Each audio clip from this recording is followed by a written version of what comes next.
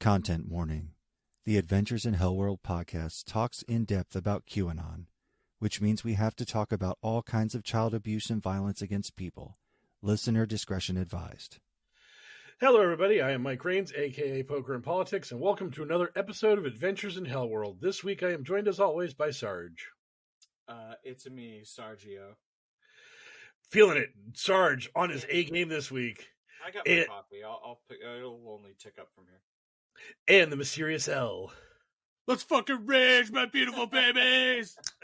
Oh yeah, grippy, rippy!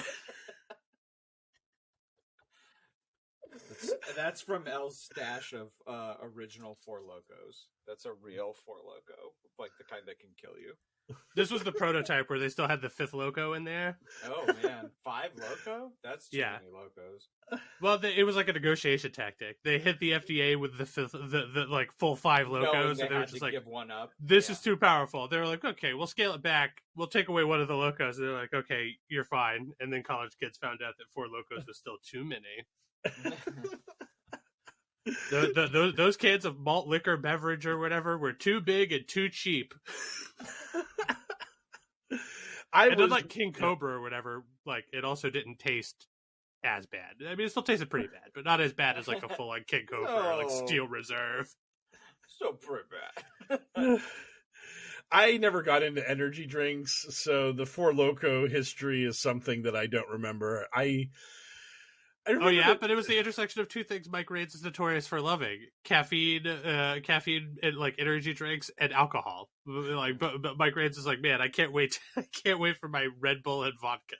Oh, that's me. I mean, you see me at the poker table always getting ripped up and losing all my money because I'm drunk and caffeinated. I've always found that to be the weirdest thing in the world. When you're like, I'm risking money in a game, what I need to do is alter my brain state with depressants and or stimulants. That is how I will achieve optimal money-making capabilities by doing this.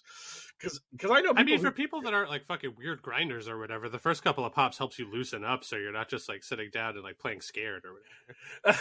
There was a poker pro who said he had a friend who was the tightest player in the world sober, the best player in the world buzzed, and the worst player in the world drunk. So that guy was like always... Yeah, I mean, that actually sounds like there's probably a lot of wisdom to that, you know what I mean? Because like you can't afford to be playing that scared in poker, but I know for me, like the couple of times I went down to Foxwoods and played some poker, like I felt a little more comfortable after I got some alcohol with me. I'm a big nerd, so I could definitely tell that like I played better Magic when I had a buzz on. Just calm down a little. Yeah, just help you tap into that higher brain state. Yeah, I remember back in the good old Magic days, like just leaving tournaments after with a headache because I just like brained so hard, and I never drank any caffeine or energy drinks while I was doing that. But I just remember like my brain was just like, which is why playing mono green for a month was refreshing because it was just like play large thing, turn large thing sideways. I am the best. I win now. Not having to think is good. That's the better world to live in, the brainless world. The real technology is dropping some acid and then going to a midnight pre-release for some hypothetical Magic set. Oh, I don't know. Let's just make one up, like Rise of the Eldrazi. Yeah, I knew where this was going because I was there. That was a pretty fun night, hypothetically, in this fictional story that we're telling. Where no crimes were committed by any members of the podcast. Absolutely not. So yes, this was purely a work of fiction and speculation. And even if it did happen, it was totally to somebody else. Yes, 100%. It's a comedy show. These are all jokes. Yes. In like 3 months, we're just going to have it open. It's just going to be this really, really detailed analysis of like how a body was buried, and we're like jokes, people, funny jokes. The funny thing is, get out of my brain. I was thinking the exact same thing about how like smash cut to a little while down the line, and we're just like, and that was where we buried him. Anyway, fun jokes, guys. Fun. Definitely nothing behind that plot of land next to that abandoned Arby's. Don't worry about it anyway. Yeah. Although, to be fair, if you were going to bury somebody, that would be a great place to do it. If you want to think about the future true crime podcast audience, not even abandoned Arby's, just an Arby's. Yeah, just straight up Arby's. No one cares. I just think there's something especially grim about the idea of an abandoned fast food establishment. It doesn't even necessarily have to be Arby's, but Arby's would be a good one. But there are other worse ones, right? Like Long John Silver. Yeah. Oh, yeah. How about that? What? Yeah. Long John Silver's is way better than Arby's. But I feel like Arby's has like a national like cachet, like in terms of like the pop culture that Long John Silver's just doesn't. I feel like half of the people who we confronted with an abandoned Long John Silver's would be like, is this real? Like, was this like a real restaurant? Some movie prop? Yeah. We have that terrifying abandoned Denny's like near our house here in the beloved Commonwealth of Massachusetts, like by that, like, I don't know, like what used to be Kmart Plaza, which is now Market Basket. There's just that graffitied, devastated, like rampaged Denny's that looks like a prop from a Mad Max movie. Yeah, it looks about 20% worse than it did when it was still operational. That's where we were going like 15 years ago after our Laser Quest tournament or whatever. Yes, exactly. That was great because before it became a derelict wreck, it was most notorious for just like, as a wild coincidence, it had 2 one-armed waitresses. Yes. Yeah, that was a thing. Yeah, it was, like, you know, like most Denny's, I was only ever showing up there like this is when I grew up in like the Boston area or whatever, like just like showing up there just like blasted drunk with my friends, like after a night of like God knows what, usually like a Laser Quest lock-in or a midnight matinee, or just like, oh, it's like the midnight showing of like, you know, Iron Man. Like we went to so this is like, that dates it right there, 2008 or whatever that was. And it's just like, yeah, go to see the midnight release of Iron Man, and then go get they had that mozzarella stick grilled cheese sandwich there, which was just great if you were drunk and coming out of a movie where you hadn't had anything to eat for 3 hours. My go-to drunk restaurant was Waffle House. They're not, you know, the best at waffles. They're not the best at anything. They exist. They're the best at like having fights happen in them. Apparently, yes. Yeah. I mean, Waffle House is notorious for a couple of things, and one of them is just like, dude, if you go to like, it's a roll of the dice. If you go into a Waffle House, there's a pretty good chance that you're going to see or be involved in some sort of scrap. Head down at the Waffle House, like, yes. You know, eyes on your own homework. Yeah, avoid eye contact at all costs. The Waffle House has no law. Everybody's blind at the Waffle House. You know what I mean? Yep. Yeah. Anyway, that's enough vamping. Let's get to our amuse-a-bouche. It's time for a light sampling of insanity. Get ready for the amuse-bouche. Speaking of a bouche, I'd like to amuse. It looks like our good friend of the podcast, Lord Boebert, is finally single. Nice. That was a horrible joke, and I wasn't sure if I was going to go there, and then I did. But yes, my attraction to Lord Boebert remains strong. Now she is single. Hit me up. Pick up the phone. I can't tell you that I treat you any better than he did, because I probably don't have the means that he did. But hey, I am available. So, it doesn't appear that her husband was really very financially stable or anything. Her husband, or soon-to-be ex-husband, as it were, he got himself into a bit of trouble, exposing himself to some teenagers at a bowling alley.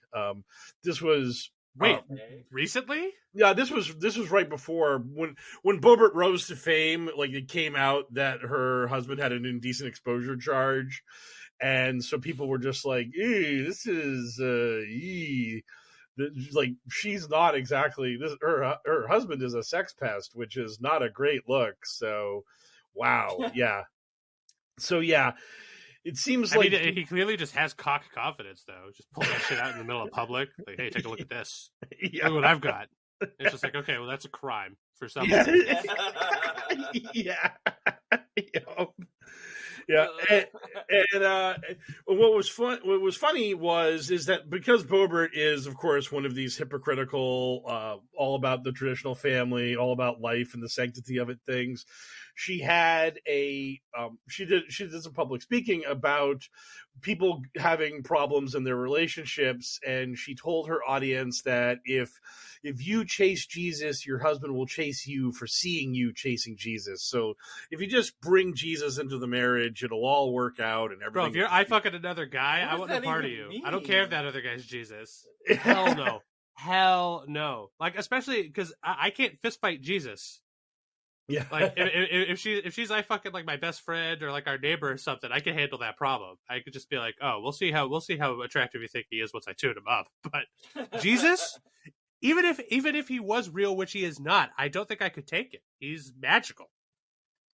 Yeah.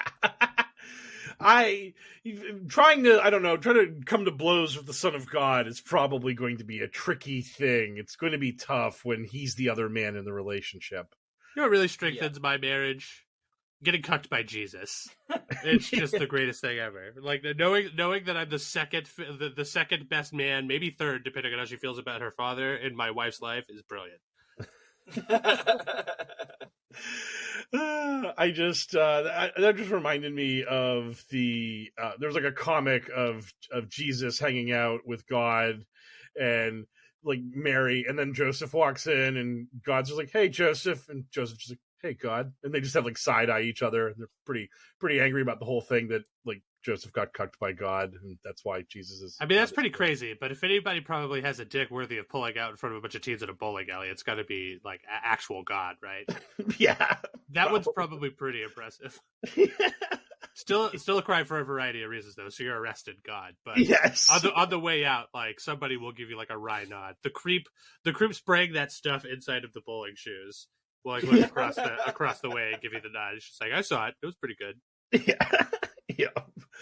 So yeah, another Republican family values person, truly living up to them, because we just had MTG going through a divorce along with all kinds of like messy stuff about her having all kinds of affairs behind her husband's back and just all that good stuff going on.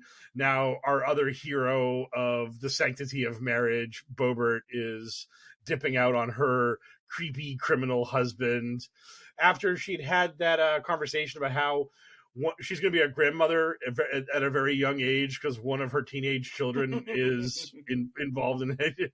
I forget if it was her daughter or her son, but yeah, someone somewhere in generated pregnancy in the teen years there. So I don't know, like 45-year-old or whatever old Boebert is. She's like, yeah, I'm going to be a grandma already. Just my family, virile, just getting out there, making more children very quickly because that's healthy and good. And yeah, we fuck young in my family. Okay, Ms. Boebert, exactly how young? This interview is over. Yeah. Hey, there's Romeo and Juliet laws in Colorado, totally above board and legal. Remember that Transformers movie where that was a plot point in it, and like the main character who like busted out like that bit of information had a laminated card in his wallet. It was just like, hey, here's like a little laminated card to inform you about the law, which says I get to fuck your underage daughter. Wait, what? Yeah, as soon as I said that, my mind jumped to that. Then L beat me to it. Yeah, that was a thing. It comes up on Twitter. It was the first Marky Mark Transformers movie. Like, he has a daughter who is 17. She's dating a person who is like 20 or whatever.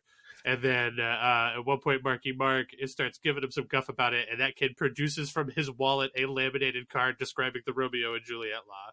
It's like, no, actually, in terms of the law, I can fuck your underage daughter. Thank you very much, Marky Mark. Here you go. And Optimus Prime is there, and he's just like, wow, it's pretty fucked up you have that. And like, it's just like, tough shit, that pussy's the bomb. Some writer was just like, this needs to be in the movie. And it's like, no, probably doesn't. I don't remember that at all. Yeah, could you call HR on somebody just for having that idea in the writer's room? Yeah. Because first of all, you would have to know that thing. Like, I think I learned about the Romeo and Juliet statute idea as a concept from that movie. Yeah. Right, exactly. What the fuck? Yeah, it's a real weird historical artifact in those movies that happened, and people bring it up like every 6 months or so. There's just like the discourse on social media where they're like, "Remember that scene from Transformers when?" And everyone's just like, "Yeah, that was so fucked up. Why did that happen? Who thought they should put that in the film? What was the point?"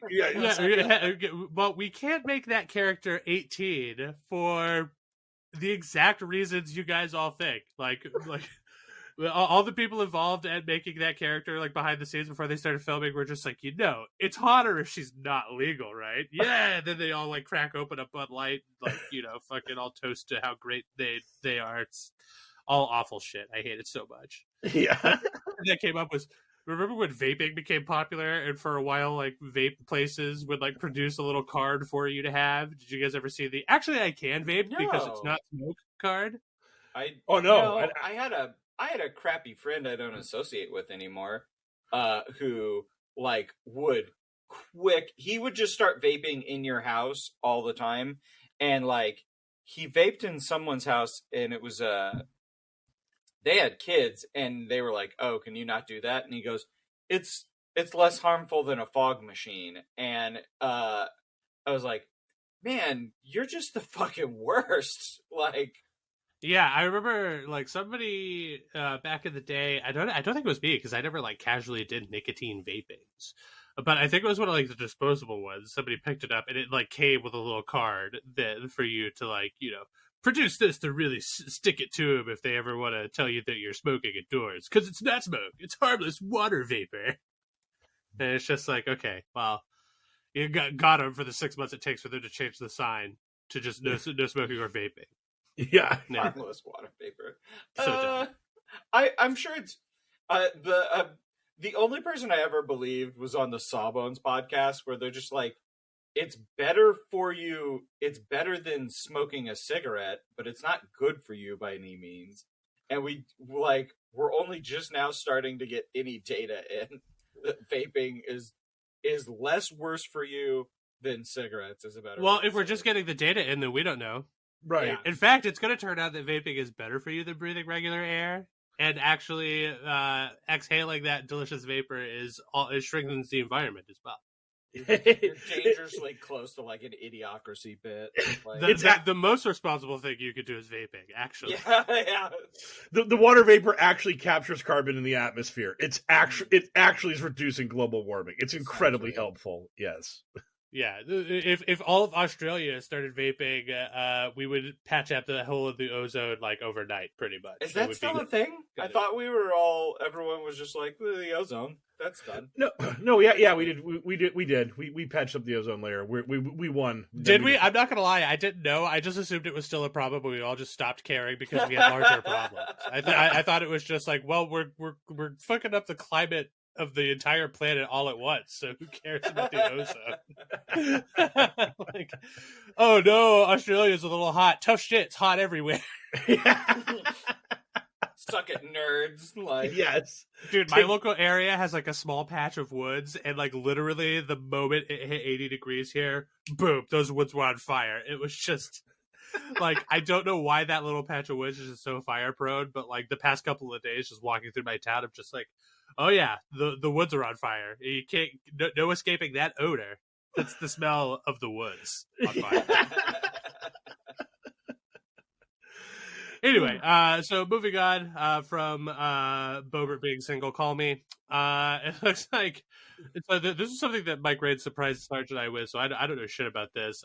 Republicans have apparently lost a key witness to some sort of crime. Mike, what are we talking about here? Because I genuinely don't know.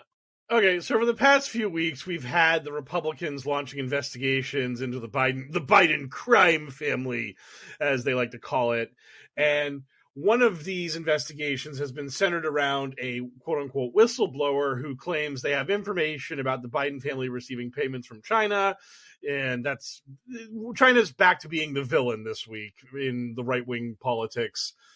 So they had done this, and we had Fox News and everyone breathlessly talking about, oh, we finally got the Bidens now, those notoriously rich and affluent Biden family just raking in the money hand over fist from their illegal foreign contacts. And we're not going to talk about Trump and Russia or any of his sketchy dealings. No, sir. Only the Bidens.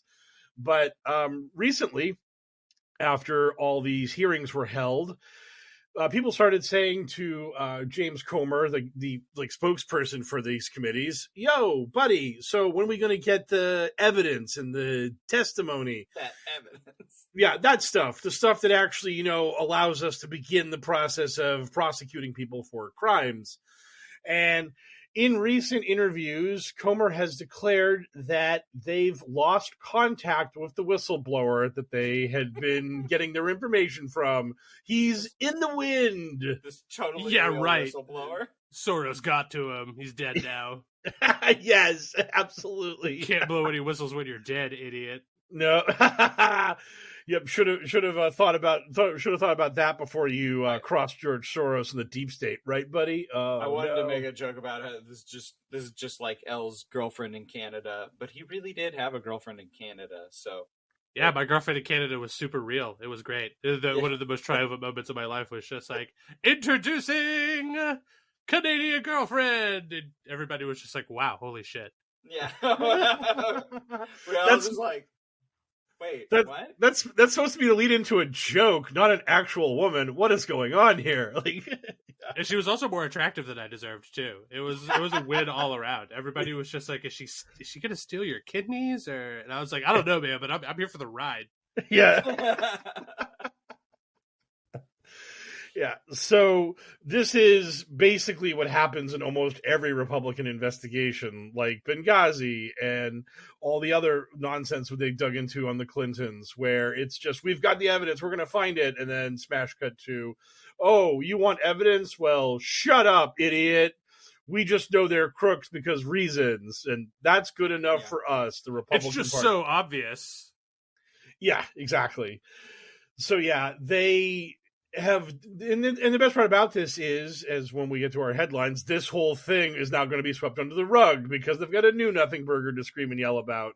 And this is the hamster wheel of outrage and disappointment that Republicans and QAnon put themselves on all the time, where they get their hopes up over something happening and everyone's like, oh, it's gonna happen, and then it doesn't, and then they're like, oh no, and then they quickly forget about what just happened and they run right to the next big event that's gonna get them the big payoff that's finally gonna crush their enemies and bring justice and freedom to America and democracy and all that good stuff. Because that's just, you have to stay in that perpetual state of outrage and anger, or else you might actually have your brain turn on. And if your brain turns on, you might think things like, wait a minute, these guys have been lying to me for like 7 years about how they're going to bring down Obama and the Clintons and everyone else. Maybe the Clintons and the Obamas are not going to go to jail for forever. Maybe all my enemies won't be sent to Gitmo. Meanwhile, Trump can't stop being charged with crimes. Like, actually be charged with them. Yeah. Oh, yeah. It's going to be super awesome when his big boy indictments come down at some point in the next month or two. And we're just going to be watching Republicans being like, now, espionage, meshpionage. So what? So what if... That's great. I mean, if he can just get maximum indictments before they still somehow produce him as their candidate for the next election, that would be incredible. Oh, they're working on it. They're absolutely working on it. I mean, make him the worst possible candidate. Just make him the least electable person on earth, and then put him up against, like, maybe that would be the time for a little progressive surge to maybe actually put up a Bernie Sanders. It's just like Donald Trump indicted on 30 different like felony charges versus Bernie Sanders in the battle of implausible candidates. Who could win? Yeah, that's like the payoff in like one of the Rising Stars comics. Like basically, like a superhero runs for president repeatedly and just loses because he's just like too like inhuman and creepy, and then he ends up running against like two candidates who are so corrupt and horrible. He wins by default and becomes president, and it's just like, oh shit, like. because basically one candidate commits a murder and the other candidate tries to blackmail him into like staying in the race because of it, and all their schemes get revealed, and then America's just like, well, we can vote for the blackmailer or the murderer or the superhero. I guess we vote for the superhero. Them some breaks. Can you imagine the pants-shitting terror that us lefties would have to suffer through if Republicans in America could ever field like a good candidate? Like if they ever just had like an attractive, well-put-together person who keeps all of their racism and stuff like pretty secret. It's still there. I mean, it's the party line, but it's like secret, and they're like well-spoken and like nice, and people seem to like them. It's like, yeah, you know, it's hard to just like this person. Right. Yeah. It would be in Massachusetts, we had Charlie Baker as our governor. He was like one of the most popular governors in America, and he was a Republican. And if they could actually have a guy like him run nationally, I mean, the problem is that their base is so psychotic. They would tear that guy apart, because they would be like, hey, do you want to, I don't know, like, basically murder women for having abortions, and you want to like ship all non-cishet white men to Gitmo, and Charlie Baker would be like, no, that's crazy. They're like, boo, boo. Yeah. You're not a Republican. They don't want small cracks in the foundation of democracy. They want to blow it up in big chunks as fast as possible. Sure. Yeah. Oh, yeah, that reminds me, like, the Rudy Giuliani sexual harassment lawsuit that claimed that he and Trump was offering pardons for, like, so Rudy would go to people saying, I can get you a pardon for Trump.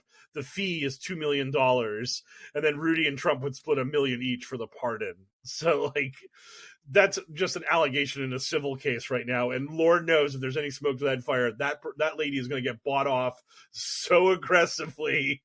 It's like, oh, we were just actually criming with pardons now. Oh, no. Here is your actual country. That lady is now the owner of the Philippines.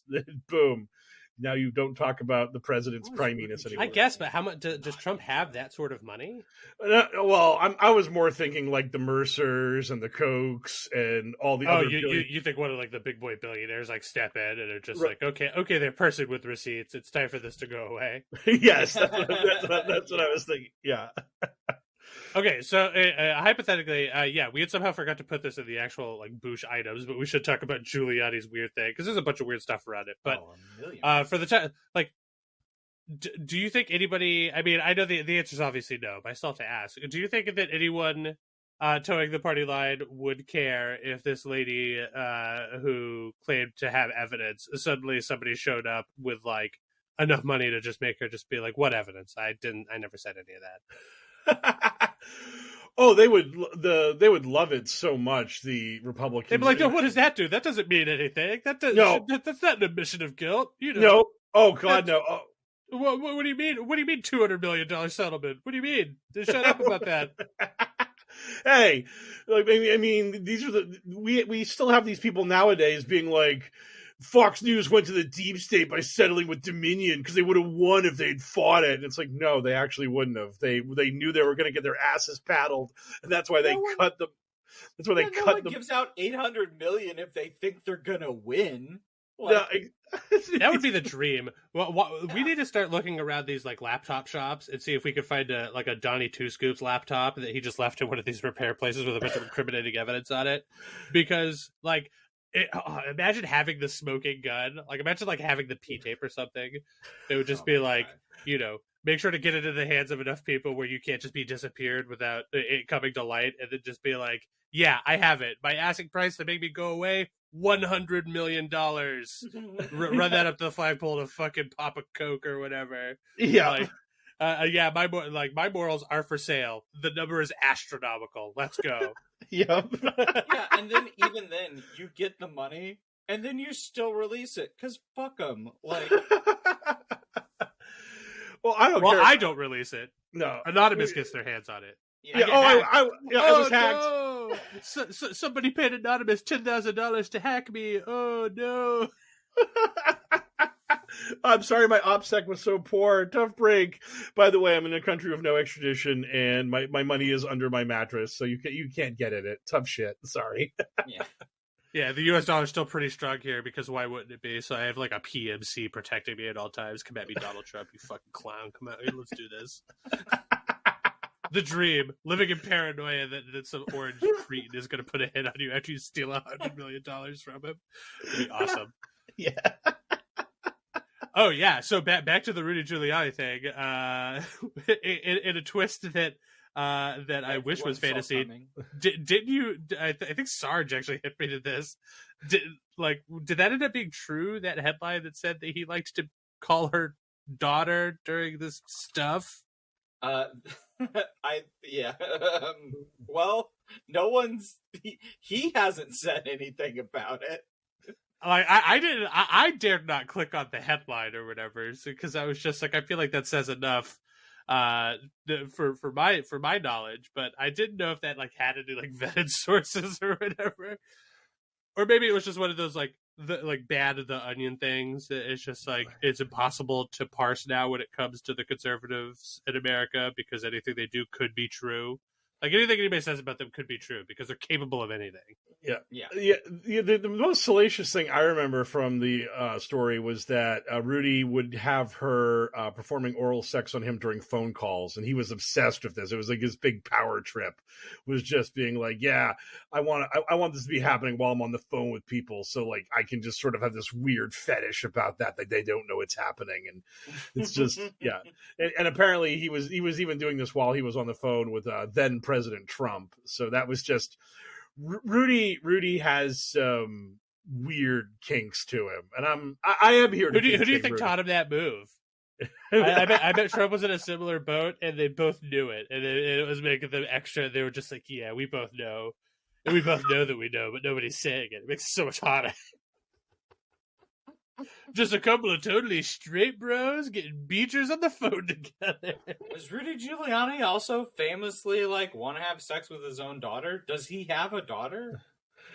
I don't know, and at this point, I'd be scared to ask because it probably would all come out as being. Yeah, well, true. It's a good thing that we're not a news show because I brought that up thinking that Sarge was the one who showed it to me, and he seems baffled. So I've seen the article. I did not share it with you, but I saw that article where we got to find out how did America ever respect that man? Like I never did. For the record, I don't know a lot of people who actually did. He was the guy who happened to be the mayor of New York when 9/11 happened. Yeah, he did some good work on that one day and got way too much credit for it, and that was about it. I mean, he came into work on one day. Yeah, he came into work. It was a shit show. He busted his ass, and I've been talking to some people, and they mentioned that like Rudy was in like the fallout of the World Trade Center for a long time, and there are studies being done on people who are in that shit and like its effects on like your cognitive abilities, and like some people are suffering like actual like dementia and like brain degeneration as a result of like being in that like just like that. Whatever if you're breathing in that cloud of insulation and concrete dust, you get the disease that makes you want to get blowed on the phone. Yeah. Yes. It's so weird. But yeah, so our boy, America's mayor, oh God, it's just, just this is the company our former president keeps and is going to just be proudly flaunting to us, apparently during this entire 2024 campaign. It's gonna be also, let's be fucking real. If anybody was America's mayor, it was Jerry Springer. Yes. He was the mayor, wasn't he? Yes, he was. Yeah. Yeah, he absolutely embodied what America actually is. Yes, which is fistfights over paternity tests. That's America. Yeah, poorly scripted fistfights over paternity tests on like in front of like 3 cameras and like a cheering like audience of poor people that with the government's boot on them. He felt that his show had like been bad for America, and it's like, yeah, man, we know. Yeah, but like in the same way that like making anybody confront what they're actually about is bad for it, like can be bad for them. Like you do have to get through that bad part before you can start to grow, you know. So maybe we should have looked at the Jerry Springer stuff and been like, why do we all like this so much, like as a culture, instead of just leaning way into it. That would require introspection, and that is not something America is capable of. So, because it was just like imagine what like watching Jerry Springer as it's airing, and you're just like shaking your head at it. And you're just like, it can't possibly get any worse than this. And then, like inside of 10 years, toddlers and tiaras is happening. Yup. It's so funny that like, and that's a show that like QAnon has not even gotten angry about yet. Like everything else on the television is just like they're in a frothing rage over. And mostly because I think that they probably enjoy like child beauty contests, and that's not something they find to be amoral. But if you have some drag queen read a children's book to kids, that's the annihilation of America. That's the very death of freedom. Yeah. Wasn't there some, just like last year or whatever, wasn't there some show called like MILF Manor? Yeah. No, that not even last year. It was so sort of just like I had to fight my impulse to call it MILF Island because that was the name of the fake show, the fake reality show about MILFs that 30 Rock prophesized a decade ago. God, so crazy, yeah. Jerry Springer is America's mayor. Yes. Rest in power, King. Anyway, and on that somber note, let's go to our headline news segment for the week. From the digital headlines to the digital front lines, it's Q's in the news. Strap in for the thrilling conclusion of the nothing saga. Because it looks like we might finally be done hearing about Durham. So for what might be our final Durham watch, over to Mike Rains. Is it finally the end of Durham? It's the end of Durham in reality land. In the fantasy fever dream of QAnon, it is only the beginning of Durham. Durham's power only grows. The legendary Durham will return? Yeah. So John Durham issued his final report, which was basically him whining like a piss baby that the FBI...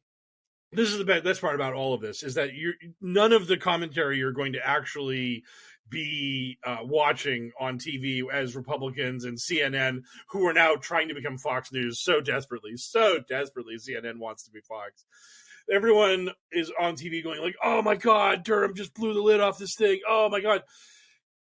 The actual report was mostly about the fact that he was mad that the FBI did a quote-unquote full investigation into the connections between Trump and Russia and not a preliminary investigation into the ties between Trump and Russia based on George Papadopoulos bragging to some Australians about, hey, I'm like plugged into the Trump campaign in Russia. I'm like a liaison. It's totally not corrupt. It's great. So basically, Durham has this whiny screed about how the FBI wasn't great about what they did, and he's very upset at them, and that they're bad and awful. Right. And he further also offered no changes to the FBI's policies at all. He just wanted to bitch about them. And then, and this is the important part, Durham also concluded with no further charges. Just remember those two guys he charged for crimes that got acquitted in trials? No, I don't remember that either, because they were fucking nothing things. But yeah, that was it. He tried two guys for lying to the FBI in interviews, quote unquote obstruction. They were acquitted very quickly. I don't think either jury deliberated more than a day. And that was the sum total of his time in the courtrooms. Well, hey, can't strike out if you don't do three. You know what I mean? Two and then question marks? Oh, no. Did I strike out, though? Yes. Well, he did score one big conviction where he got one guy to plead guilty to editing or altering an email in one of the investigations, and that guy got community service. And boom, the first arrest. Let's go. The storm. It's coming. The storm's happening. Get your paddleboard. It's here now. Storm time. What is so funny about that is that Q actually did that for 5 seconds, and QAnon loves to pretend this didn't fucking happen. But the guy that took the plea deal and got community service, Q actually had a scoreboard, and that guy was like number one on the scoreboard. And what made it even juicier and dumber for QAnon was that guy's name was Kevin Kleinsmith. And so his initials were KC. And if you alphanumeric that shit, we're going gematria on you. Not really, but kind of. But KC is 11-3 in alphanumeric code. And Q's whole thing was that John Podesta was going to be arrested on 11-3. And 11-3 was going to be the symbol of when the storm was going to happen. And Mother of God. And, of course, no one remembers Kevin Kleinsmith. No one cares about him. Q trying to declare him, quote-unquote, the first arrest has been completely papered over and whitewashed. But, yeah, so that is the grand total of the Durham investigation where it was. Or is it? Exactly. So one guy pleading guilty and getting no jail time, two guys getting acquitted of crimes. And now we just have a bunch of Republicans on TV and social media screaming, oh, my God, this Durham report is so explosive. Oh, you have no idea. The corruption, the allegations, the all of it. This is such a smoking gun.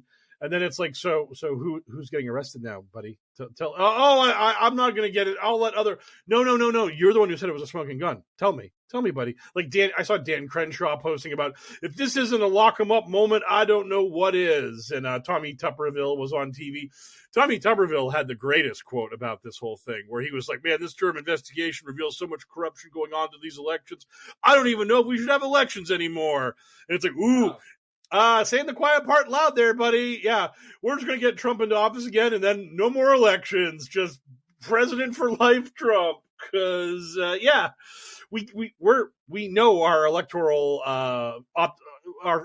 future is grim, to say the very least, nationally, as the Republican Party. So we're kind of hoping to catch lightning in the bottle one more time, and then we're going to declare game over to the American Republic and just have our strongman leader in office for the, 2.5 years Trump would have left before he drops dead, because not the peak alpha male, no matter how many photoshops of his head on Rocky's body these people make of him. Just don't tease me. Don't give me hope. Like Trump just dropping dead tomorrow. Oh my God. It would solve so many problems. Like, let's be real. Like, and then we can point at his corpse and say first arrest. Yeah. As as possible. That's it. That's the one. And then somebody would be like, "That's not an arrest, sir. He's dead. He's dead. That's not arresting." It was cardiac arrest. The first cardiac arrest. See? There we go. Boom. See, I set him up. You knock him down. Yep.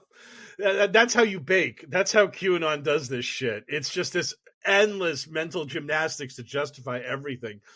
So one thing that's making its way around the QAnon universe is, there was a period of time where people were like, hey, Michael Flynn's being railroaded by the justice system. What's going on here? This is bullshit. Come on, Q, start pulling some strings. Help our boy Flynn out. And Q replied to these people by saying, quote, done in 30. And then one thing led to another, and Q was like, look, now Flynn's safe and protected, just like I told you he would. It all worked out. So a long, long time ago, Q made a Q drop that was literally just the word Durham followed by Q.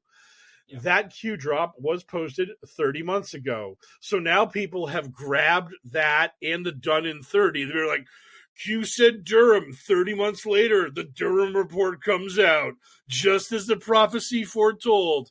Boom, Patriots in control. We have it all. We're winning. This is all happening. And he lost and failed on exactly the same date that Q predicted he would lose and fail. Totally, we are crushing it. Yeah. Yeah, it's that. It's just this thing where you will never admit that the prophet failed to have prophecy be fulfilled. You will work tirelessly to fulfill the prophecy.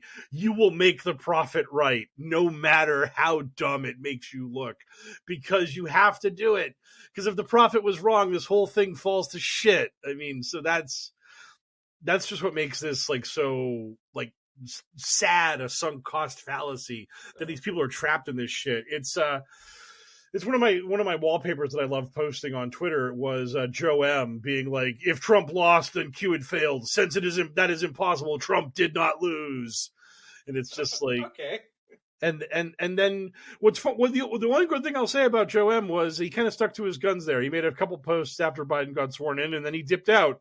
It actually broke him. He actually had a hard deadline. He's like, Biden can't be president or it's all fucked. And then Biden became president. He's like, it's all fucked. Boom, I'm out. Done. We lost. And it's like, man, I wish more of QAnon would take that tact where reality just punches them in the face over and over again. And they're just like, nope, just going to keep taking more hits, just not going to acknowledge what reality is begging me to understand, which is that I am wrong. The person posting this shit was not a time-traveling super spy. There's nothing to it. Like when Tom Holland is wailing on Willem Dafoe's Grey Goblin and he's just cackling at him. Yeah. That involves time travel too now, which is annoying, but yes. Look, everybody knows that time travel is the easiest, best, and cleanest thing to write in fiction. Oh, yeah. So why not everybody try their hand on it, you know? Yeah. Yes. Let's just see how possible it is for us to make this make any sense. No, actually will not. But the good news is that in reality world, Durham is done. Jim Jordan did say, I would like to have Durham testify before Congress. Like, great, do that. It'd just great. Just have Durham like get red in the face and be all piss baby for the cameras for like 90 minutes, and then we can give all the Q fans another excuse to Photoshop the Punisher logo over him or whatever. Yes. There was a guy who like basically had a fleeting resemblance to Durham. We talked about him. The guy with the YouTube channel where he gets like 10,000 views just posting shit where he's like, "Hey, I'm John Durham. Deep State's going down. Hope you have a good one, amigos. Stay frosty." And everyone's like, "Oh, it's happening!" And it's just like, he's not John Durham. It's not him. It's a dude. It's a fucking like 55, 60-year-old dude with a goatee who just looks vaguely like Durham, who went for it, and you idiots are buying it. God damn it. Why is it this easy to grift? Why do I have morals? What the fuck? So stupid. But yeah, so it's over. Now the Durham watch has ended, and now we can all move on with our lives as QAnon looks for their next disposable hero. And then hopefully by that point, they'll be in 2024 and they'll be very happy that Trump won Iowa. They'll be like, yeah, now we're in the campaign season. Ignore the polls that say he's going to lose in a landslide to Biden. Woo! Well, I don't know if you've heard, but according to him, every poll he's seen has him winning in a landslide, like 78% or something like that. So, oh, yeah. Yes. Oh, he's crushing it. So juicy. Yeah. Just get ready to get rolled, Joe Biden. This time will be different. Yes. It's not different at all, is it, Steve? No. Speaking of not different at all, it wouldn't be a week of this fucking show with me and my fucking cohorts where we didn't have to talk about fucking Elon Musk. So here we go. Mike Rains, scintillate us with what Elon did this week, because I genuinely don't know. Okay, so Elon opened up the week by generating a massive fissure in his QAnon fan base, because he declared the new CEO of Twitter would be a woman whose name I will not remember and don't care about. But the big problem with this lady is that she is a member of the World Economic Forum and has also said some stuff about, masks, good, vaccine, acceptable. And oh no, did Elon's audience go, whoa, wait a minute, Elon, buddy, bro, amigo, what are we doing here? Like, this lady, no, hard pass. This is unacceptable.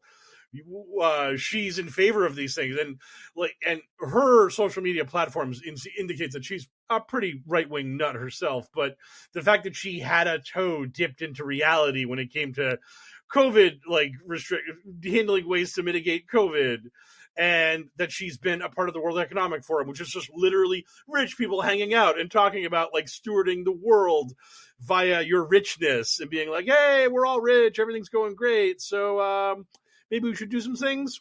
Yeah. But because Alex Jones has made the World Economic Forum the new boogeyman of the right, anyone associated with them, unacceptable. So there was plenty gnashing of teeth and rending of garments in QAnon over this whole thing, where they were like, no, this is unacceptable, this is bad. And people were like, hey, trust Elon, bro. Trust Elon. Elon's got this. White hat's in control. We're all good. Smooth sailing. Yes.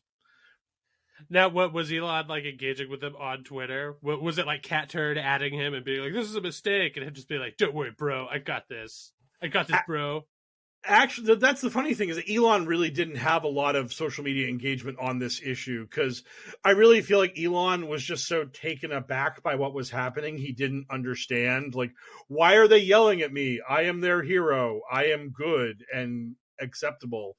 And this is not, how can you possibly distrust my CEO?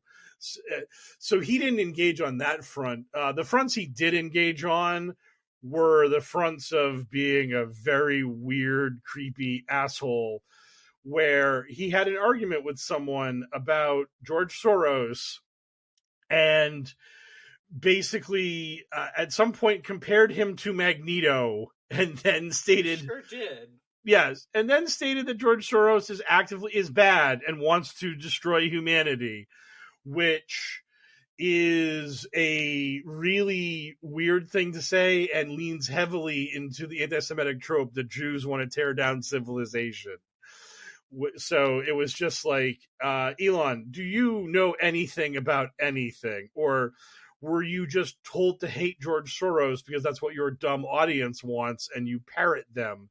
And that appears to be the latter, because Elon's other big move, besides his, again, posting a bunch of really racist mask-off shit on Twitter, was he was interviewed, and in this interview, he, again, was asked about, why don't you like Soros? And his response was just mumble-jumble, and you could just sort of tell the gears were churning in his head to be like, Soros is bad because the people on the internet said he's bad, and bad, yes. Someone also pointed out to Elon that Magneto is a Holocaust survivor and a victim of extreme persecution, and every single person in the world who has a brain in their head was like, Elon, you shouldn't engage with that comment. Like, you just shouldn't. That is a bad thing to engage with. And Elon was like, nope, get the chicken, put it on either side of this, because I am doubling down. And everyone's just like, what the fuck are you doing? Like, there was like, oh my God. But yeah, like, buddy, pal, like this is a loser. This is an absolute loser, and you need to stop. You need to stop yesterday, but he can't help himself. And well, no, Elon absolutely he loves just getting in there and mixing it up. He thinks he's a real subversive guy. I mean, the only thing he's really subverting is Tesla's stock price. But yeah, it is horrifying to think that you're going to invest in that company where the board can't stop Elon from doing this shit.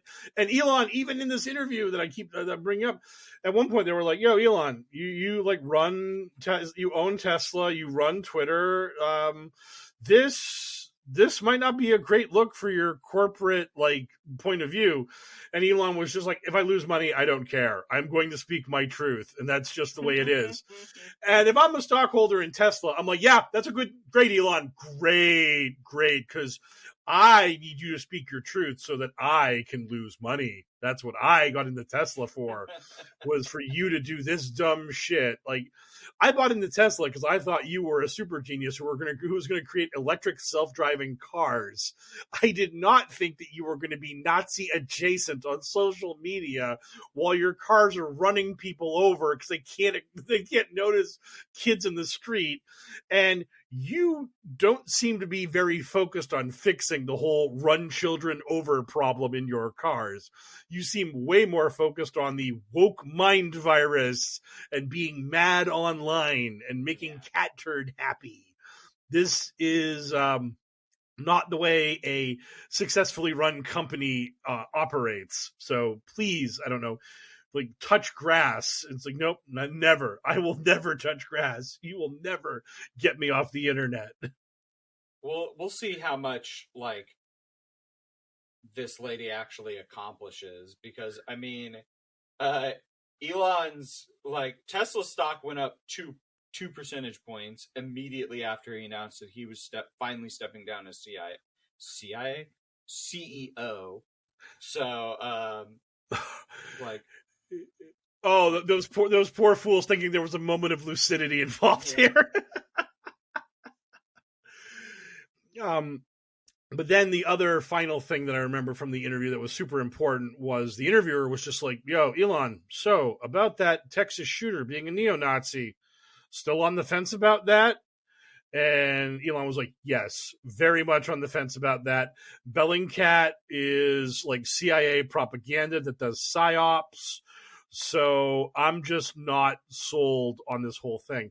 And the whole issue about this, the quote-unquote conspiracy theory, is that Elon just thinks that no one could have found out about the Russian social media platform that this guy was posting his white nationalist neo-Nazi shit on. And if you look online, it is a massive social media platform that is used by hundreds of millions of people. It is not some weird niche thing that could have only been uncovered by the deep state giving a tip to a reporter being like, yo, check out this really small website. And it totally doesn't have all of our incriminating evidence that we've pre-planted on the shooter on it. Mwah!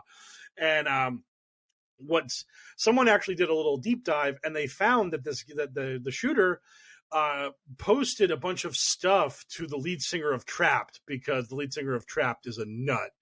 And I forgot about that. Well, first of all, it's very easy to forget about Trapped. They had one song that was kind of popular 20 years ago.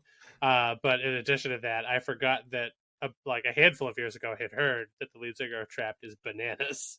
Yeah. There was a running subplot in the QAnon world between the lead singer of Trapped and QAnon promoters, and eventually he went on Matrix's podcast with Matrix and Spooky Groove, and they kind of tried to bury the hatchet because QAnon promoters are the saddest starfuckers in the world, and the lead singer of Trapped is a big get for them. It's like, oh my god.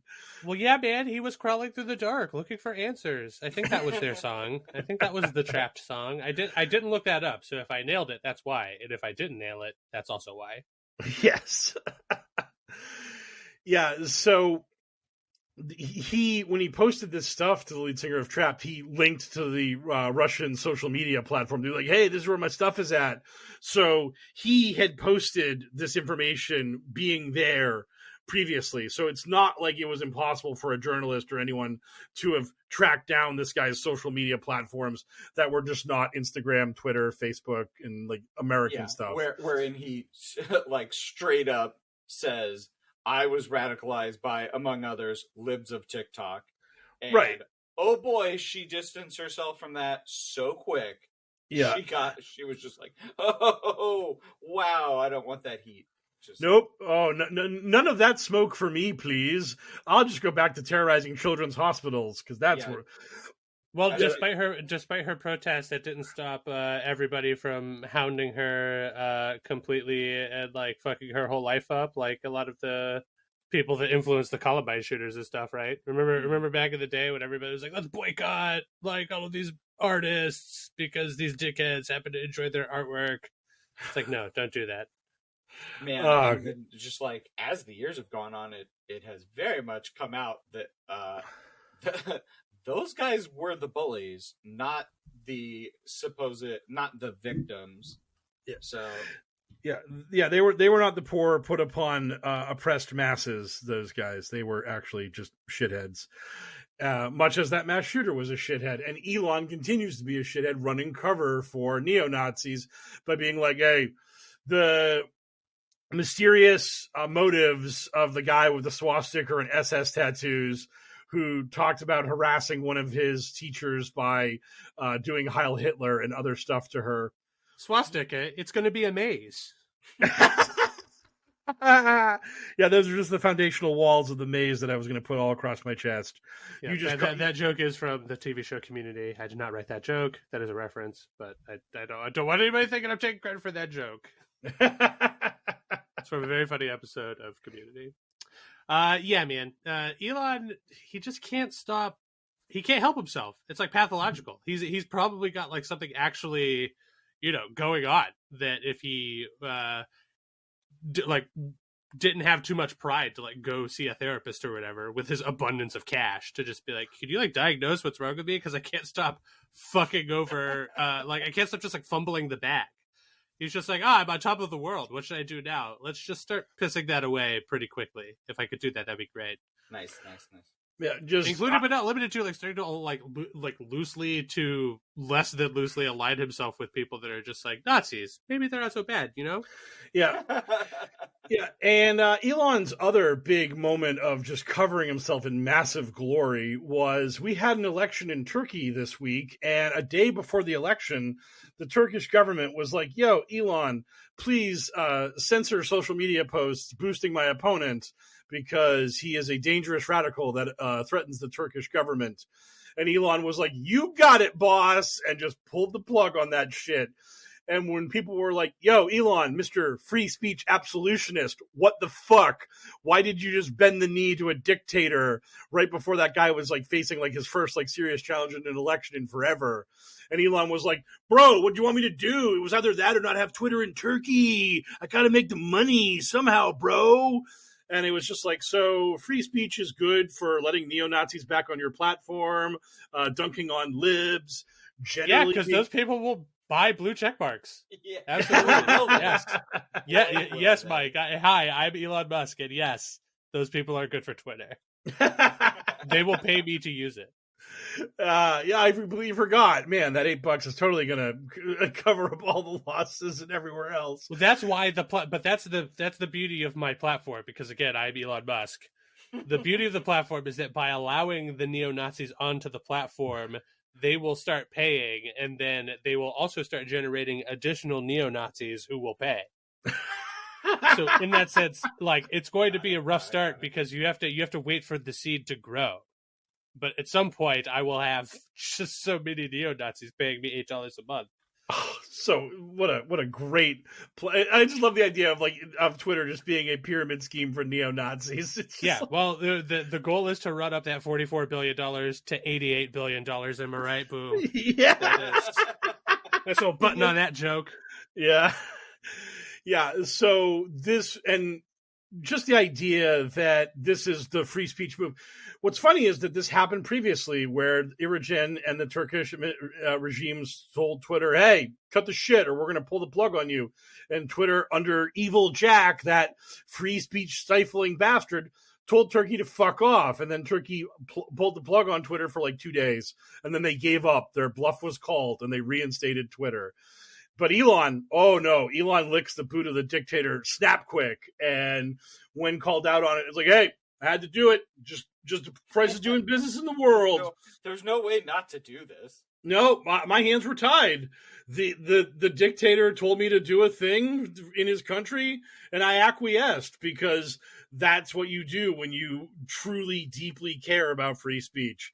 You just give in to fascists as quickly as humanly possible. You're getting it. Yes. You're finally coming around. Yeah, finally my eyes are opening.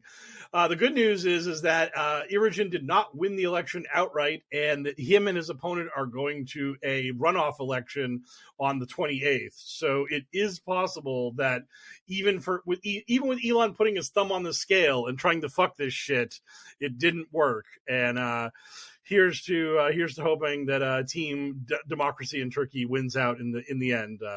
We shall see. But yeah, that was a real nice, just, I don't know, wonderful example of principles and taking a stand for what you believe in and all that good stuff. Where, it was the opposite. It was massive hypocrisy. It's like, look, buddy, look, buddy, I owe like fucking $1.5 billion on interest every 6 months, and I gotta keep the money flowing in any way I can. Yeah. Daddy's got real money problems here, and it turns out again only until those neo-Nazis bear fruit. They're coming. Yes, any day now. Come on, team, man! When that all happens, boy, it's gonna be so sad when Gab goes out of business. Oh no, poor Torba. I can't imagine what that guy was going through when Elon bought Twitter and then was like, yo, Nazis, come to Twitter. The guy who owned Gab had to be like, fuck, no, that was my whole point for existing, was I was a safe space for Nazis. Now Nazis get to go to the cool site, get check marks, boo. For $8 a month, though. Yes. Yeah. That's what Gab should do, start charging for that check, you know. Gab charges $5 a month for the check, so Gab's giving you a discount. $5, they're giving it away. That's not exclusive, dude. Jack it up to 12. Yes. They can see an extra premium. Call it double extra. Call it double racism premium. They just need to go in that Grey Goose thing and just jack the price up on their bottles and just call it a premium beverage. And be like, but it was the same beverage you were charging like 25% of. Yeah. Now it's a premium beverage. What of it? Yeah, if you can't afford our premium beverage, then we don't want you as a customer. Yeah, I mean that's why the stupid Kanye shoes were so much. They were a premium shoe. Now they're not a premium shoe. For customers who don't want to pay the price for the Xbox Series X, we have a console for them. It's called the Xbox 360 or whatever. I can't remember the exact quote. Man, that was a hilarious gaffe on that guy's part. But if I didn't have it, I shouldn't have tried. Let's move away from this gaffe of mine and finally transition our way into our mailbag for the week. Our listeners got questions. We got answers. It's time for Q&A. Pancake Peasant asks, what's your prediction for the next up-and-coming conspiracy that QAnon will absorb? Oh, man. An existing one that they're going to get up in, huh? God, what did they just grab onto? They just grabbed onto something recently. Like, we saw. Well, yeah, but even if they have that, you can't use that one. It's already happened. That would be cheating. Yeah. That would be like saying JFK Jr. is alive. That would be like saying something crazy like that they already sort of believe in, or at least some of them do. Right. I'm going to go with sports. I'm going to go with them going hard into sports being rigged because they're going to see that as another like normie lure to pull people into QAnon, because you got to start people off on shit that is at least something they can kind of buy into, where it's like, hey, is this climate change really going on, or is this just a way for them to try to shut down our coal plant that keep us poor? Or like, hey, that creepy pedo is bad. We should protect kids and stuff, right?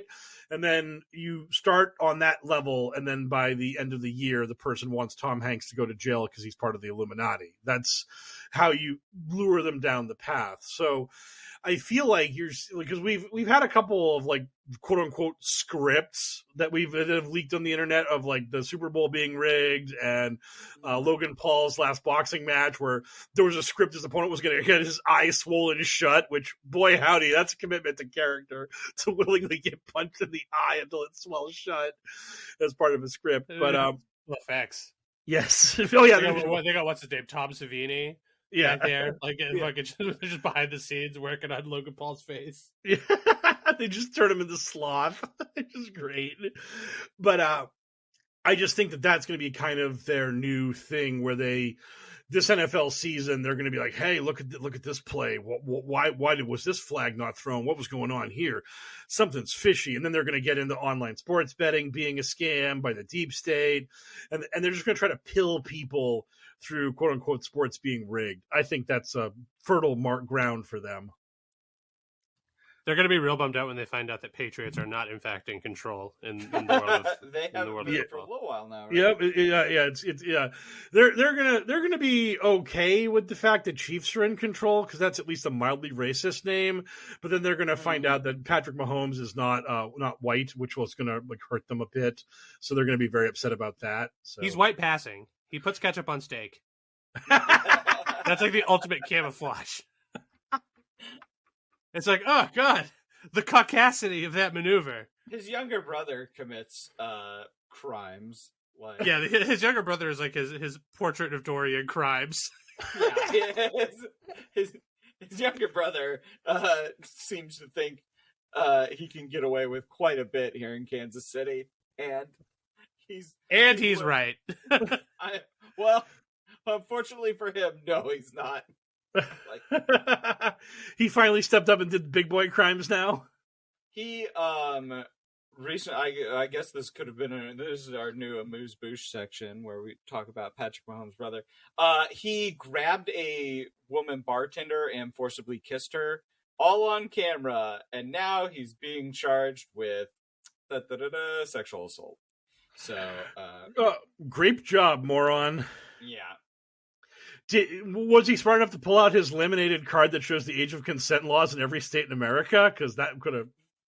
No, it is laminated my brother rookie card. Yes. He's like, look at my documents. I can do what I want. It's like a license to kill over here. Yeah.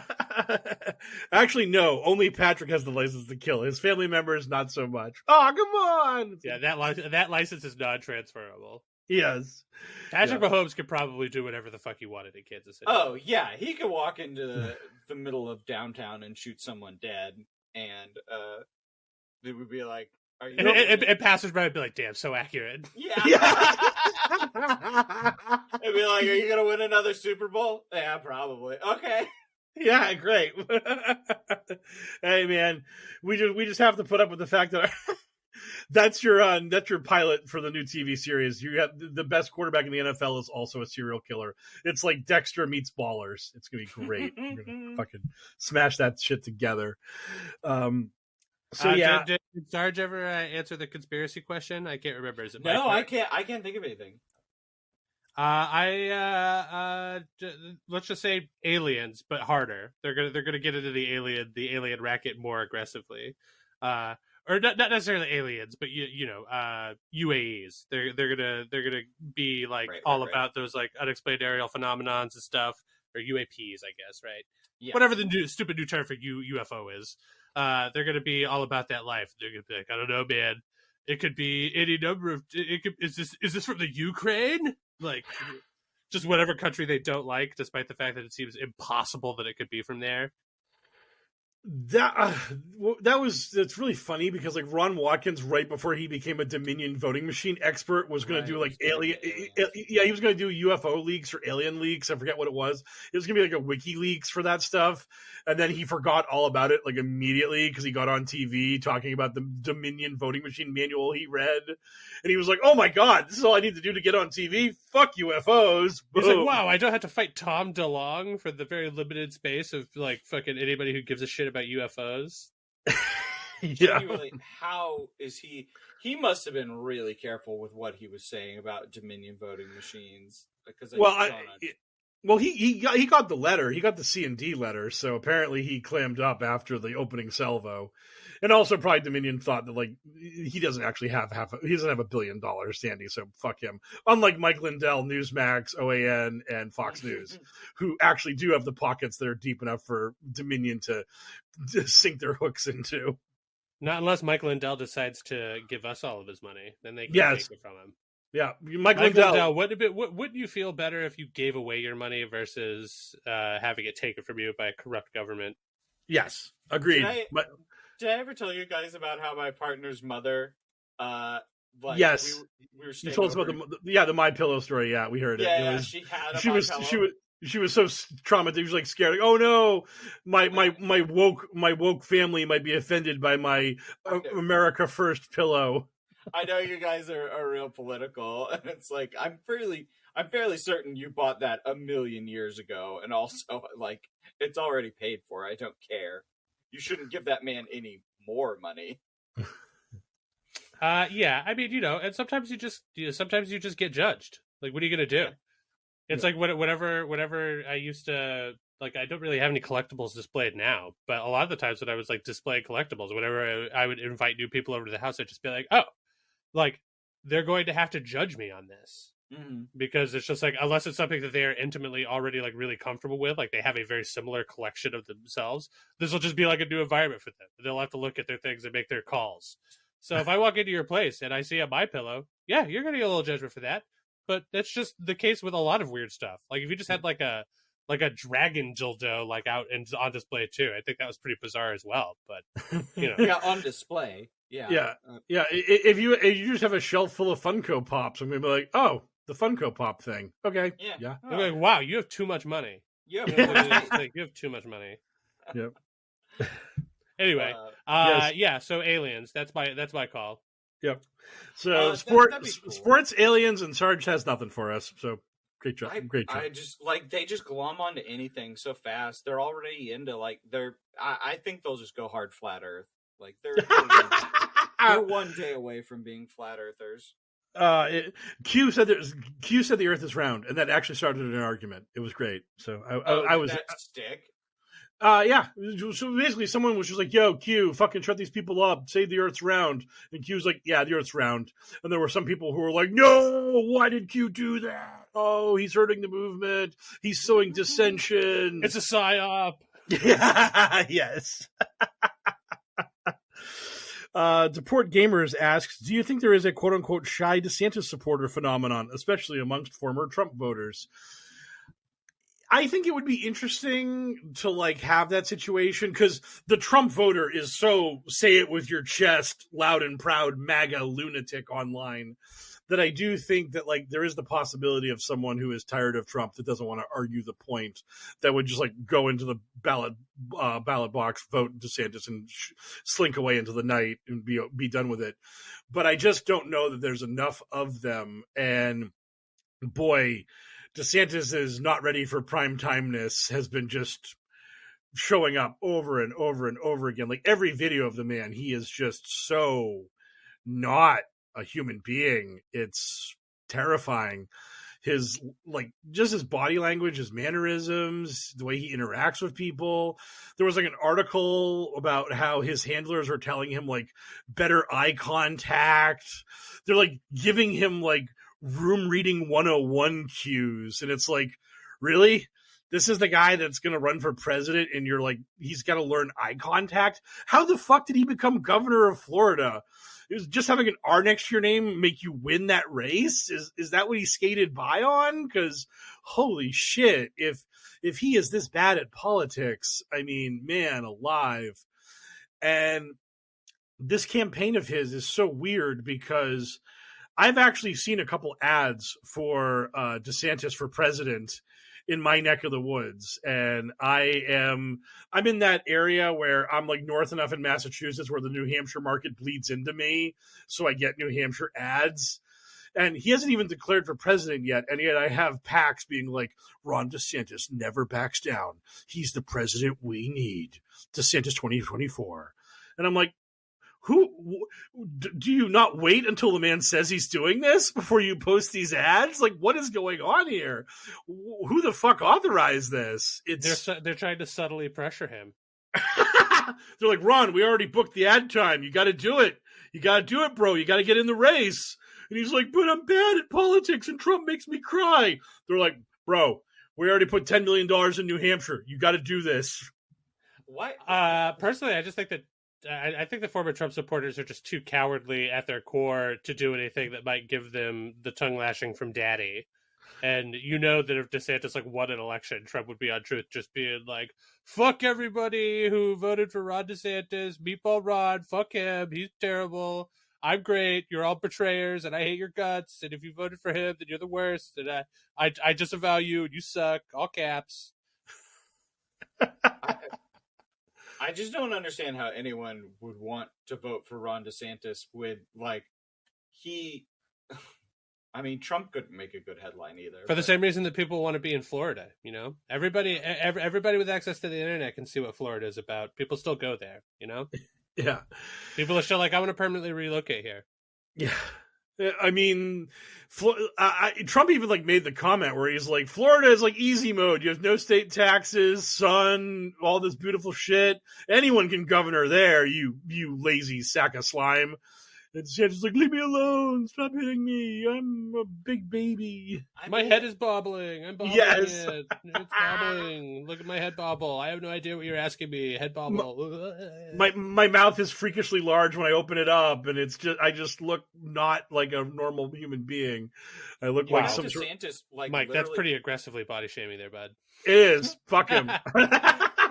DeSantis literally passing a law that says no one can talk about like where I'm traveling and with who. Yes. Yeah. Oh, yeah. Yeah. Just desperately trying to become the fascist dictator of Florida, which is... Well, yeah, that'll make it a lot easier for him and people like Matt Gaetz to traffic girls. You know what I mean? Yes. Like, hey, you're legally not allowed to ask me where I've been or who I was with. The Matt Gaetz flying out of state law that I have signed into law, me, Governor DeSantis, who all of QAnon loves, because this isn't a law that child traffickers could possibly use. No way, shape, or form. Everything about this is good and wholesome. I am a good person. Vote for me.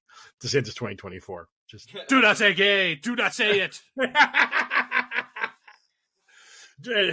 Jesus. Like, I mean, the whole electorate of Florida has to be like, Disney spends a lot of money in this state. If like the governor runs them out, like they've already said, we're just going to stop spending money in this state, and you're going to watch so many programs that he's already gutting dry up. Like, I would love nothing more than for like Ultron to show up and just lift all of Disney World just out of Florida and just deposit it in any other state, and then just watch Florida turn into like a desiccated husk. Like it would turn into like Escape from New York overnight. Yeah. Oh, do you mean if Voltron came and picked all of Disneyland up? Yeah, it just scooped all of it. It just scooped all of it right up. It just plopped it to any old other place. Like, who wants a Disney World? We got one. Yeah. God. Yeah. I mean, like, if Disney could feasibly do that, I guarantee they would start shopping around just like one state over. Those are all like Republican hellholes too, but I bet they'll like, hey, we want a new Reedy Creek district, and Georgia would be like, do you? Okay. Yeah. All right. Yeah, we can make that happen. Yep. Yeah, you can name that district whatever the fuck you want. Like, it doesn't. Yeah. You can change the name. It could be fucking DeSantis Boulevard. Yeah. You bring how much in tourism money to the area you're in? All right. Yeah. Yep. Sold yesterday. Yeah. It blows my mind that everyone we have this belief in America that Republicans are just very good at politics and Democrats are very bad at politics. And that's just a hard and fast rule in political discourse. And yet in 2024, the two Republican nominee, the two guys running for the presidency, are the omni-indicted lunatic who's on Truth Social bragging about ending abortion in America, and his opponent, the not even human idiot who is like talking about how the guy that murdered that guy on the subway in New York is a hero, and we should all celebrate subway murderers because that is a right and good thing. And now I'm going to laugh like a normal human being. Ha ha ha ha! There, a hearty laugh from me, normal guy who is maintaining eye contact with you. It's like this is the savvy, ultimately good political party in America. These are the guys who get this shit. It's just like, no, they don't. They're very bad, and that this is their standard bearers should be a giant warning sign to everybody. But no, all our political discourse is the guy that won the election in a landslide electorally and popular vote wise. I don't know if he should run for re-election because he's 3 years older than Trump.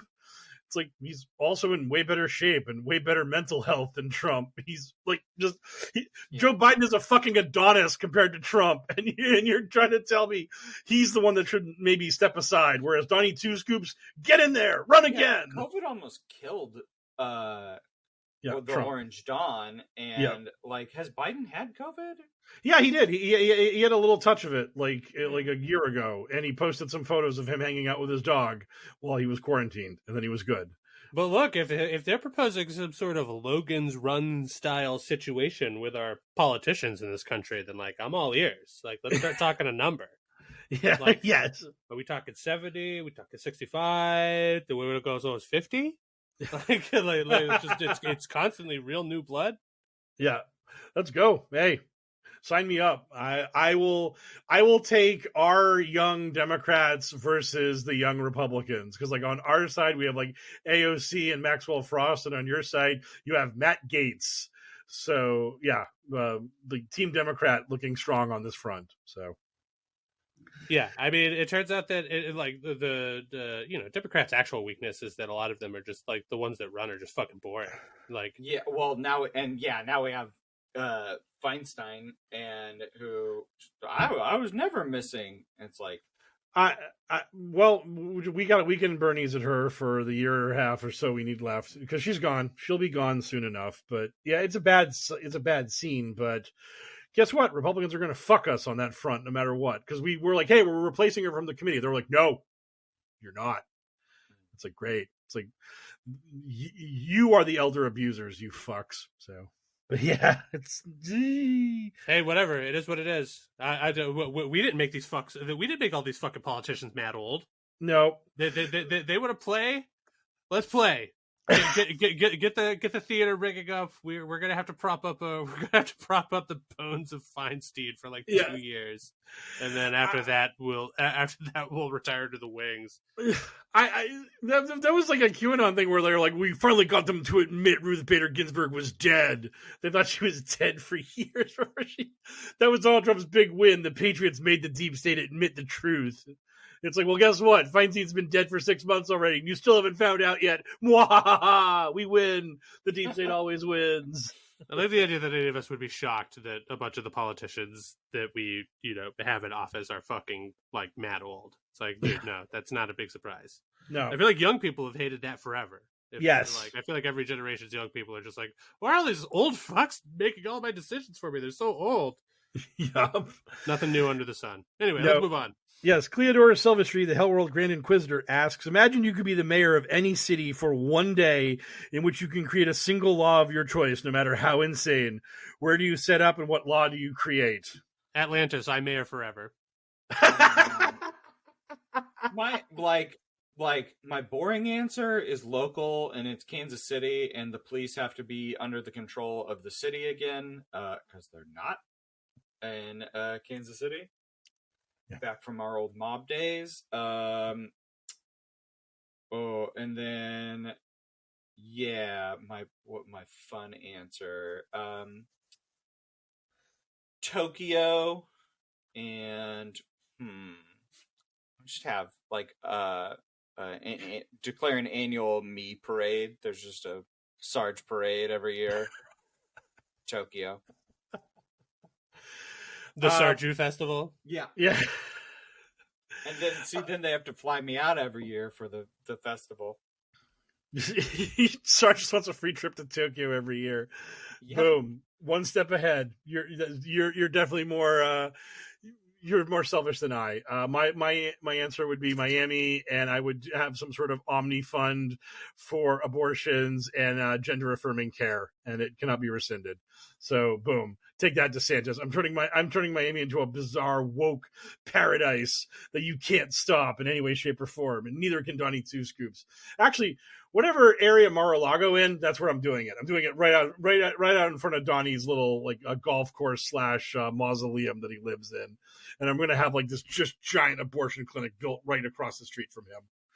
So that'll be my little thumb in the eye of those dirtbags. So that, I think, brings us to our question and enumerate for the podcast, which is, what are you guys looking forward to? This is a tough one. I don't have anything like... I have a bunch of little good stuff coming down the pipeline, but nothing too incredible. I guess in a couple of weeks, I'm going to be meeting some friends for a nice dinner at my favorite local Indian restaurant, which is something that I would be very excited about because I love Indian food. So we're going to say that. I'm excited to get to eat some Indian food. I love Indian food. I had my thing that I'm looking forward to happen. I went and saw They Might Be Giants last night. We record on Wednesday, so I think I can backdate a little. So I've had these tickets for 3 years because of reasons, and finally got to see them. It was a super fun show. They didn't have an opener. They just did a double-length set. They played 30 songs, so and it was amazing. Great show. That is bang for your buck, sir. Yeah. Yep. I am looking forward to and also dreading the continuing existence of the Boston Celtics playoff run. They managed to escape the mighty Philadelphia 76ers in the second round, which now means they get to face their arch nemesis, the Miami Heat, in the semifinals. Vegas has declared this thing to be quote unquote in the bag, and the Celtics are going to win this thing easy, which means when I'm sweating out game 7 with the game tied with 2 minutes left, I'm going to be like, fuck you, Vegas. Fuck everyone thinking this was going to be easy. The Celtics never make it easy on us, ever. They enjoy only agony and pain. And the real ultra funny part about all of this is that if they do win this series, there's a very good chance they could face the Lakers and LeBron James in the finals for like the ultimate hell for Boston sports. Because literally for like my entire existence, you have to hate the Lakers. And ever since LeBron was in the NBA, if you're from Boston, you have to, like, any praise you preface, any praise you give LeBron James must be prefaced by saying, don't get me wrong, I hate the guy, but, and then you explain how he's actually good at basketball. So if, like, could that even be argued anymore? That's no, like but anywhere else in America talking about Tom Brady, like, right. Fucking hate the guy, scum of the earth, but man, he can play some football. Right, but it's just so funny. It's just to have those two mortal enemies of Boston confronting us in the finals would just be this unbelievable nightmare terror situation. So I'm pretty sure. I know there's a lot of like Tommy from Quincy guys who are like, yeah, I want the Lakers in the finals. Let's take them. But there's plenty of people who are probably like, Denver, please, for the love of God, Denver, knock these bums out. I can't handle this. Like, losing to the Nuggets in the finals would be annoying, but that's life. But losing to LeBron and the Lakers in the finals would be like the ultimate just punch in the throat. It'd be super bad. So looking forward to / dreading that. So that's going to be both a hoot and a holler. And then when the Celtics are done, that's the end of sports until football season, because regular season baseball, yuck. Baseball in general, yuck. So yeah, the dark time. Have a football team? Boston, we have appropriated the New England Patriots, who support 6 states in America, but we like to call them our own. It seems kind of like, I don't know, selfish, but that's the way Boston rolls. So yes, but yeah, okay. So that's my existence. Poor death of sports for a couple of months, although I don't give a shit because sports are for losers. No, that's not true. Sports are just fine. I just can't be fucked to care about baseball or basketball. So throughout that entire duration, I was just sitting there waiting politely for it to be over, because who could be bothered to care about fucking basketball? But on that note, it's time for us to lace up our Air Jordans and totally jump way above the rim, thanks to their magical powers, and get right the fuck out of HellwQrld for the week. Thank you, dear listener, for supporting the show with your precious ears. If you'd like to support the show harder and still for free, you can do so by giving us a 5-star review wherever you get your podcast from. Go ahead and tell them that you like us and what we're doing. If you have money and you want to give it to us, we'll be happy to take it. You can go to patreon.com/pokerpolitics. Anybody who donates $5 and above gets access to all of our past, present, and future bonus content. So get in there and listen to us jabber about all sorts of random shit. If you have money and you don't want to give it to us, you can do some good with it by donating it to love146.org. They're an organization whose vision is the end of child trafficking and exploitation. That has always sounded pretty good to us. I mean, call us crazy, but that sounds pretty sweet. Thanks as always to DJ Minimal Effort for use of our intro song. Still no social media for them. What a legend. You can find our buddy Frosty, who does all of our voiceover work, however, on Twitter at FrostyVO. You can find our show on Twitter at HellwQrld with a Q instead of an O. You can find myself at HellwQrldL, spelled the same way. You can find Sarge at Sergeant Hell, and Mike Rains is, of course, at Poker Politics. So, for another successful episode of the Adventures of HellwQrld podcast, I have been one of your hosts, the Mysterious L, joined as always by my less mysterious, more enigmatic, and also beautiful. Just look at that face. I know you can't you can't see it, dear listener, but it's a beaut. Sarge, and then he's got a mug. He's got a face for radio, Then our expert in all things QAnon crazy, Mr. Mike Rains. Good speed, Patriots!